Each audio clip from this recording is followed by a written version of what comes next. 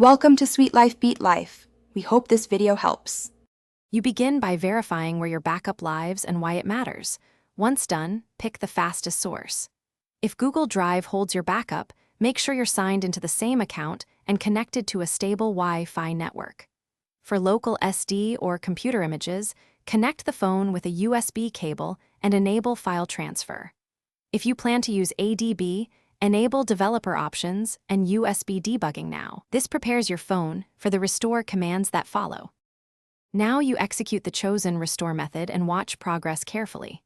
For Google Restores, go to Settings, System, Backup, then choose Restore and select the device and apps to recover.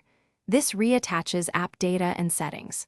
For local SD or OEM tools, open the Files app or the vendor recovery utility and select the backup file, then follow prompts to apply it. If using ADB, run the restore command on your computer and keep the phone unlocked until the transfer finishes.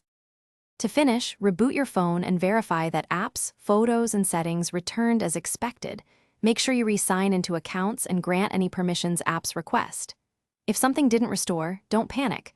First, confirm the backup format matched the restore tool and that your storage location is intact.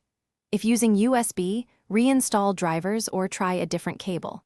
One key tip: if apps crash, clear their cache and data and attempt a targeted reinstall from the Play Store before repeating the full restore. Thanks for watching. Consider subscribing if we helped you.